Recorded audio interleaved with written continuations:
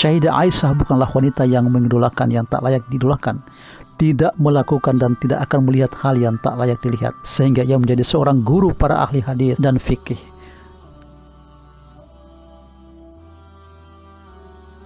Tidak ada yang mampu mengungkapkan kecintaan Nabi Muhammad SAW kepada Aisyah kecuali dari lisan Rasulullah SAW sendiri. Siapakah orang yang paling engkau cintai wahai Rasulullah? Beliau SAW menjawab, Aisyah. Aku bertanya, maksudku dari kaum laki-laki. Beliau pun menjawab, ayahnya yaitu Abu Bakar. Aku bertanya lagi, kemudian siapa lagi? Beliau menjawab, Umar bin Khattab. Kemudian beliau SAW menyebutkan beberapa orang yang dicintainya. Muttafaqun alaih. Oleh sebab itu, para wanita akhir zaman hendaknya tidak hanya mengenali Aisyah dari sisi romantisnya saja, namun juga meneladani dan memahami siapa Aisyah, Ummu al-Mukminin, sehingga dipilih oleh Allah Subhanahu wa Ta'ala sebagai istri Nabi Muhammad SAW di dunia dan akhirat. Ummu al-Mukminin Aisyah lahir 7 tahun sebelum hijrah ke Madinah Al-Munawwarah. Ayahnya bernama Abu Bakar. Sebelum masuk Islam, nama ayahnya adalah Abdul Ka'bah. Kemudian Nabi Muhammad SAW menggantinya menjadi Abdullah. Jadi, nasab Ummul al-Mukminin adalah Aisyah binti Abdullah bin Abi Quhafa Uthman bin Amir bin Ammar bin Ka'ab bin Sya'ad bin Taim bin Marrah. Nasab Aisyah bertemu dengan nasab Nabi Muhammad SAW di kakeknya yang ketujuh, yaitu Marrah. Adapun nama ibunda Sayyidah Aisyah adalah Zainab, namun lebih dikenal dengan Ummu Ru'man.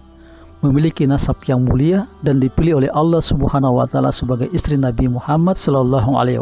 Tidak menjadikannya congkak dan sombong, tidak membuatnya lalai untuk selalu beribadah kepada Allah Subhanahu wa Ta'ala. Sayyidah Aisyah adalah perempuan yang juhud.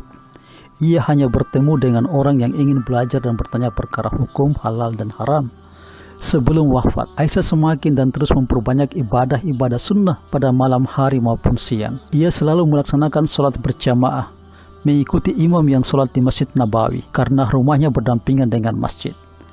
Namun kalau ia sedang bersama dengan para wanita Madinah, maka Aisyah pun bertindak menjadi imam untuk mereka.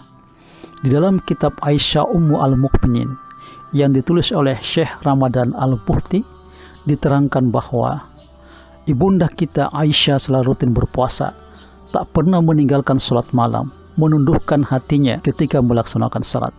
Apabila ia membaca ayat-ayat peringatan khauf atau wa'id, ia mengulang-ulanginya ayat tersebut, kemudian berdoa kepada Allah Subhanahu wa Ta'ala. Ketika Sayyidah Aisyah sedang berpuasa, ia dikirim oleh Ibnu al-Munkadir harta sebanyak 100 dirham, lebih kurang 6 miliar.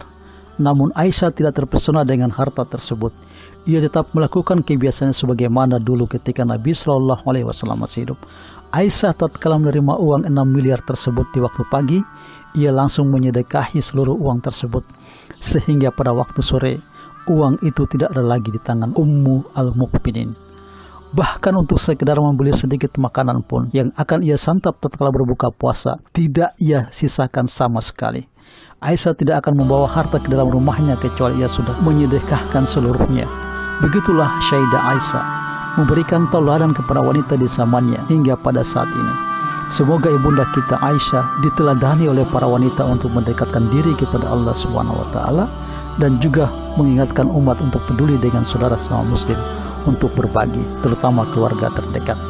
Sayyidah Aisyah bukanlah wanita yang mengidolakan yang tak layak diidolakan, tidak melakukan dan tidak akan melihat hal yang tak layak dilihat, sehingga ia menjadi seorang guru para ahli hadis dan fikih. Aisyah dan murid-muridnya.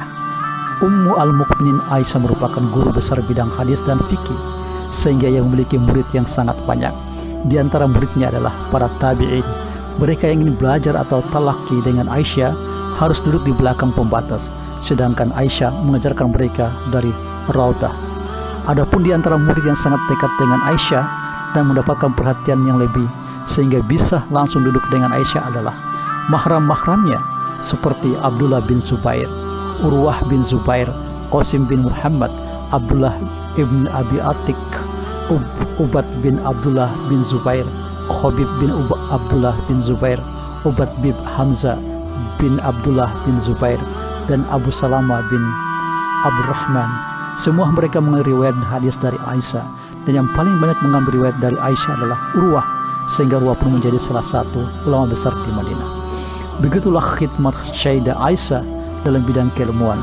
Semoga umat juga semakin semangat mendalami ilmu-ilmu hadis dan fikih dan tidak terlena dengan hal-hal yang kurang bermanfaat. Sayyidah Aisyah meninggal ketika umurnya 67 tahun pada malam Selasa di bulan Ramadan tahun 58 Hijriah. Ia berwasiat untuk dimakamkan di Baqi pada malam hari. Ia pun disalatkan oleh Abu Hurairah bersama kaum muslimin lainnya setelah melaksanakan sholat witir. Dan ketika pemakaman yang turun untuk menyambut Aisyah, ada 5 orang diantaranya adalah Abdullah bin Zubair dan Urwah bin Zubair, anak dari saudari kandungnya Asma binti Abi Bakar. Sungguh Ummu al-Mukminin Aisyah selalu membawa keberkahan dan kebaikan untuk seluruh manusia, bahkan ketika meninggal sekalipun tetap memberikan pelajaran untuk manusia. Beginilah hasil dari madrasah al-nubuwat. Semoga kaum muslimin terutama wanita menjadikannya contoh dalam segi apapun, terutama dalam hal menuntut ilmu, akhlak dan ibadah. Assalamualaikum warahmatullahi wabarakatuh.